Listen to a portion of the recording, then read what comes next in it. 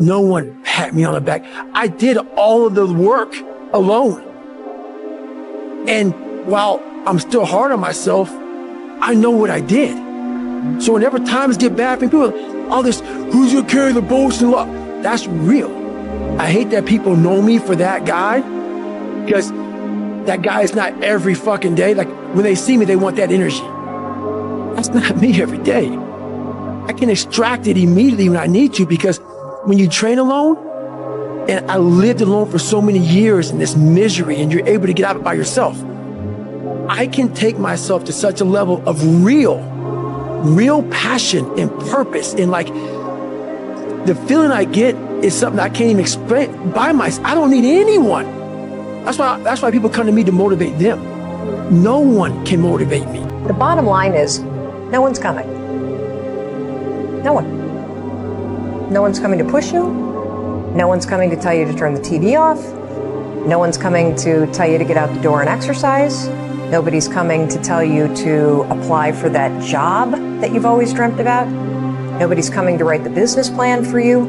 It's up to you. And because you're only ever going to do the things that you feel like doing right now, or that feel good right now, unless you understand that you've got to parent yourself, you got to push yourself, you're not going to make your dreams come true. You're just not. We're not wired that way. You weren't born that way. You weren't that way when you were growing up, and you're certainly not that way as an adult. People only root for people who don't need it.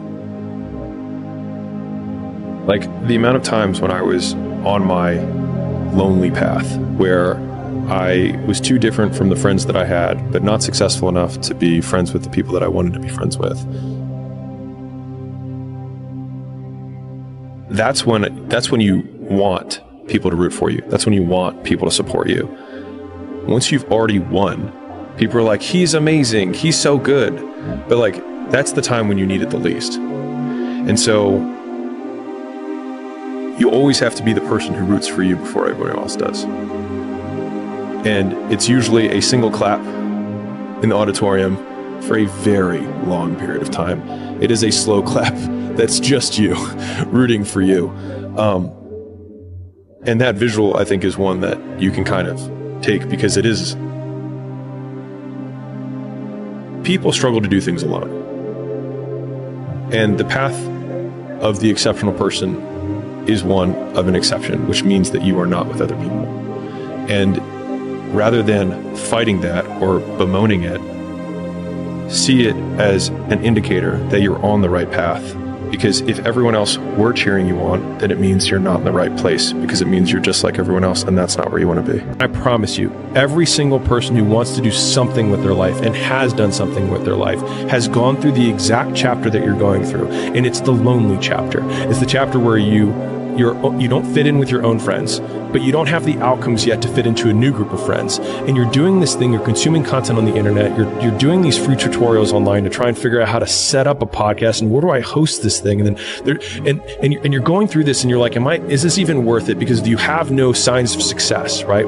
But if there's anything that you can take away from what we're saying right now, is that the sign of success is the hate that you get along the way. And what you can't do is bend the knee to their hate and fit back into the conformity because it's comfortable and it's warm. Because like in the Matrix, when Trinity opens the door, when Neo's about to go take the red pill and he wants to get out of the car, she says, Neo, you've been down that road and you know exactly where it leads. And I know that's not where you want to be.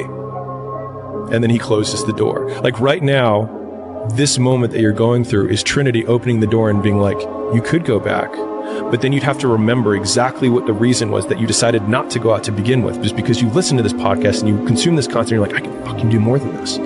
Like, because you are starting to live in some of that hell where you look in the mirror and you're like, I can do more. And you start to see the person that you could be. And you're like, this does start to feel like hell. So whenever shit gets nasty, David Goggins goes, you had nobody anyway, motherfucker. So see how I'm talking myself right now? That's me.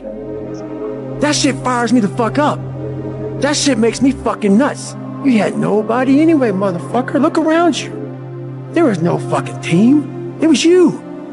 There was no weight loss program or mom and dad waking you up saying you can do it, you can be better, trying to build belief.